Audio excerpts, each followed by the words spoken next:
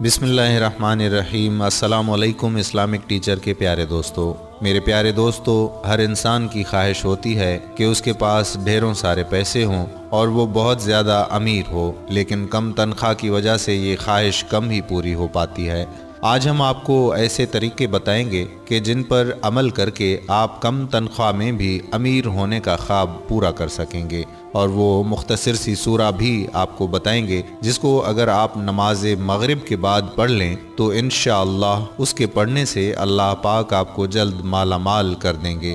Video کا آغاز کرنے سے قبل میرے دوستو، آپ سے ہم ایک التماس کرتے ہیں کہ ہم آپ کے لیے جو اتنی محنت سے ویڈیوز بناتے ہیں، بس آپ سے یہ چھوٹی سی ریکویسٹ کرتے ہیں کہ ہمارے چینل اسلامک ٹیچر کو ضرور سبسکرائب کر لیں اور ساتھ ہی بیل کے بٹن کو بھی کلک کر لیں تاکہ آپ کے پاس ہماری اپلوڈ ہونے والی ویڈیوز کا نوٹیفیکیشن بر وقت ملتا رہے۔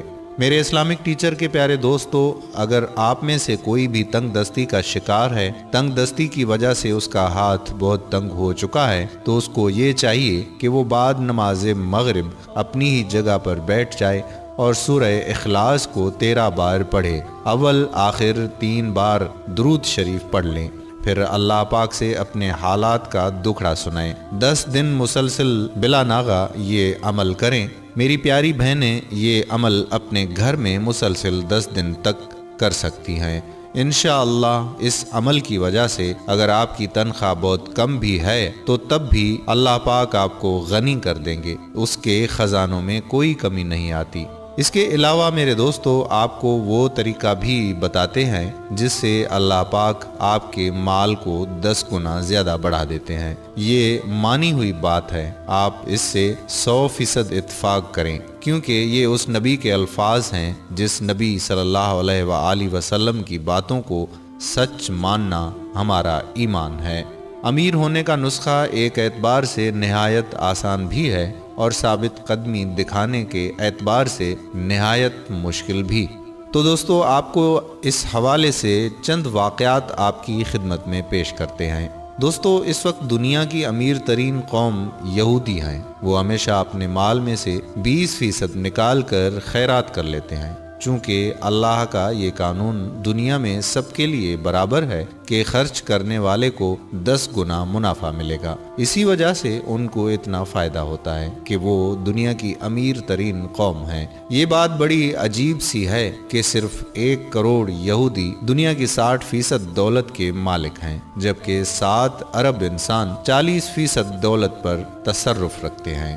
اس کے علاوہ انٹرنیشنل پرنٹ اور الیکٹرانک میڈیا کے اہم ترین ادارے 90% ان کے ہیں، مثلا IMF، New York Times, Financial Times, Washington Post, Reader's Digest, CNN، Fox T V, Wall Street Journal, AFP، APP، Star T V کے چاروں اسٹیشنز سب یہودیوں کی ملکیت ہیں۔ شاید ہم میں سے چند ایک نے ہی اس بات پر غور کیا ہوگا، یہودیوں کی دن دگنی رات چگنی دولت بڑھنے کا راز کیا ہے۔ ہزاروں سال سے یہ قوم اس بات پر سختی سے قائم ہے کہ ہر یہودی اپنی آمدنی کا 20% لازمی طور پر انسانی فلاحی کاموں پر خرچ کرتا ہے۔ ابھی حال ہی میں فیس بک کے مالک نے اپنی بیٹی کی پیدائش کی خوشی میں اپنی دولت میں سے 45 ارب ڈالرز خیرات کر لیے۔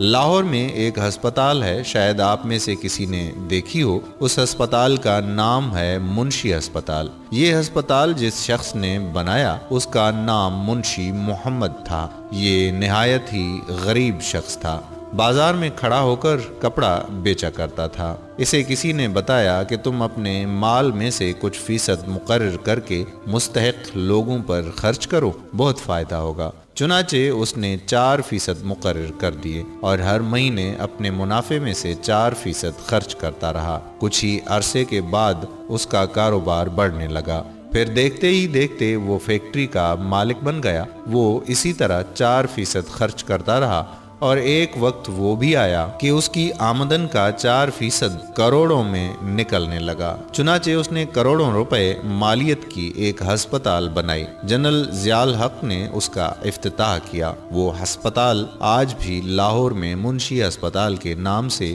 فلاحی کام کر رہی ہے۔ لاہور کے ایک نوجوان نے 1997 میں MSc کیا، پھر وہ جاب کے سلسلے میں بہت پریشان تھا۔ اسلام آباد میں ایک روحانی بزرگ کے پاس دعا کروانے کے لیے حاضر ہوا۔ انہوں نے اس نوجوان سے کہا کہ بیٹا 2 کام کرو، ایک تو کوئی چھوٹا موٹا کاروبار شروع کرو اور دوسرا اس کاروبار میں اللہ کو اپنا پارٹنر بناؤ۔ یہ کام مردوں کا ہے، صرف عزم بالجزم رکھنے والا مرد ہی کر سکتا ہے، اور اگر کاروبار کے نیٹ پروفٹ میں 5% اللہ تعالیٰ کا شیئر رکھ کر اللہ تعالیٰ کے بندوں کو دے دیا کریں اور کبھی بھی اس میں ہیرا پھیری نہ کریں تو لازماً آپ کا کاروبار دن رات ترقی کرتا رہے گا۔ یہ 1997 کا سال تھا۔ اس کے پاس صرف 1000 روپیہ تھا۔ اس نے کسی کے آگے ہاتھ نہیں پھیلایا، بلکہ اسی 1000 روپے سے اس نے بچوں کے 5 سوٹ خریدے اور انارکلی بازار میں ایک شیئرنگ اسٹائل پر رکھ دیے۔ 2 دن میں 300 روپے پرافٹ ہوا۔ 300 روپے میں سے اس نے 5% اللہ تعالیٰ کی راہ میں دے دیے تھے، پھر اور سوٹ خریدتا اور اصل منافع میں سے 5% اللہ تعالیٰ کے نام کا شیئر مخلوق پر خرچ کرتا رہا۔ یہ 5% بڑھتے بڑھتے 6 ماہ بعد 75 روپے روزانہ کے حساب سے نکلنے لگے، یعنی روزانہ کی آمدنی تقریباً 700 روپے ہو گئی۔ 1 سال بعد 150 روپے، 3 سال بعد روزانہ 5% کے حساب سے 300 روپے نکلنے لگے، جس کا مطلب یہ ہے کہ 3 سال بعد اسے روزانہ 6000 بچنا شروع ہو گئے تھے۔ اب اسٹال چھوڑ کر اس نے 3 کروڑ روپے کی دکان لے لی تھی۔ اس نے بتایا کہ روزانہ میری آمدن کا 5% 1000 نکل آتا ہے، جو خلق خدا پر خرچ کر دیتا ہوں۔ گویا اب آمدنی روزانہ 20,000 روپے ہے۔ یہ بھی بتایا کہ اللہ تعالیٰ کے ساتھ بزنس میں اس نے آج تک بےمانی نہیں کی۔ ایک محاورہ ہے کہ دن دگنی رات چگنی ترقی کرنا۔ آئیے جائزہ لیتے ہیں کہ دنیا کے امیر ترین افراد کا کیا وتیرہ ہے۔ 51 سالہ ٹی وی میزبان اوپرا ونفرے 1 ارب 30 کروڑ ڈالرز کی مالک ہے۔ وہ سالانہ $1,00,000 بے سہارا بچوں کی فلاح و بہبود پر خرچ کرتی ہے۔ اٹلی کے سابق وزیر اعظم سلویا برلسکونی اپنے ملک کے سب سے امیر اور دنیا کے 10 امیر ترین افراد کی فہرست میں شامل ہیں۔ مشہور زمانہ فٹ بال کلب AC میلان انہی کی ملکیت ہے۔ وہ 10 ارب ڈالر کے مالک ہیں۔ سالانہ تقریباً $5 کروڑ غریب ملکوں کو بھیجتے ہیں۔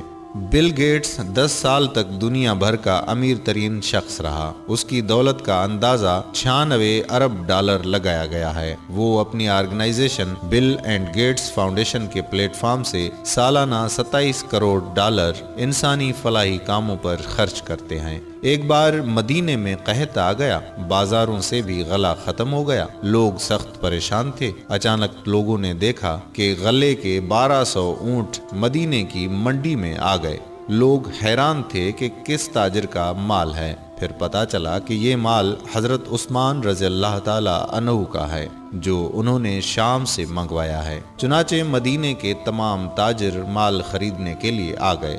بولی لگنا شروع ہوئی۔ کسی نے کہا کہ ہم 40 روپے من کے حساب سے لیں گے۔ حضرت عثمان رضی اللہ تعالی عنہ نے فرمایا کہ کم ہے۔ دوسرے تاجر نے کہا کہ 50 روپے من کے حساب سے لوں گا۔ حضرت عثمان رضی اللہ تعالی عنہ نے فرمایا کم ہے۔ العرض بولی بڑھتی رہی اور بالآخر ایک جگہ پر آ کر تمام تاجر خاموش ہو گئے اور حضرت عثمان رضی اللہ تعالی عنہ سے کہنے لگے کہ اس سے زیادہ بولی تو کوئی تاجر نہیں دے گا، آپ کو کتنا منافع چاہیے؟ حضرت عثمان رضی اللہ تعالی عنہ نے جواب دیا کہ جس تاجر سے میں نے سودا لگایا ہوا ہے وہ مجھے 10 گنا منافع دے گا اور آخرت میں 70 گنا دے گا۔ یہ کہہ کر حضرت عثمان رضی اللہ تعالی عنہ نے سارا مال لوگوں میں مفت تقسیم کر دیا۔ حضرت موسیٰ علیہ السلام کے زمانے میں 2 بھائی تھے جنہیں ایک وقت کا کھانا میسر آتا تھا، دوسرے وقت فاقہ کرنا پڑتا تھا۔ ایک دن انہوں نے حضرت موسیٰ علیہ السلام کی خدمت میں عرض کیا کہ آپ جب کوہ طور پر تشریف لے جائیں تو اللہ تعالیٰ سے عرض کریں کہ ہماری قسمت میں جو رزق ہے وہ ایک ہی مرتبہ ادا کر دیا جائے تاکہ ہم پیٹ بھر کے کھا لیں۔ चुनाचे बारगाह इलाही में दुआ कबूल हुई और दूसरे दिन इंसानी शक्ल में फरिश्तों के जरिए तमाम रिज्क दोनों भाइयों को पहुंचा दिया गया। उन्होंने पेट भरकर तो खा लिया, लेकिन रिज्क खराब होने के डर से उन्होंने तमाम रिज्क अल्लाह ताला के नाम पर मखलूक के खुदा में तकसीम कर दिया। अगले दिन फिर मलाइका के जरिए उन्हें रिज्क मुहैया कर दिया गया, जो कि शाम को फिर मखलूक खुदा में तकसीम कर दिया गया और रोज़ाना ही खैरात होने लगी। हज़रत मूसा अलैहिस्सलाम ने बारगाह खुदाबंदी में अर्ज किया कि या बारी ताला, इन दोनों भाइयों की किस्मत में तो थोड़ा सा रिज्क था, फिर ये रोज़ाना इन्हें बहुत सा रिज्क कैसे मिलने लग गया। निदा आई कि ए मूसा, जो शख्स मेरे नाम पर रिज्क तकसीम कर रहा है उसे मैं वादे के मुताबिक 10 गुना रिज्क अता करता हूँ, और ये रोज़ाना मेरे नाम पर खैरात करते हैं और मैं रोज़ाना इन्हें अता करता हूँ।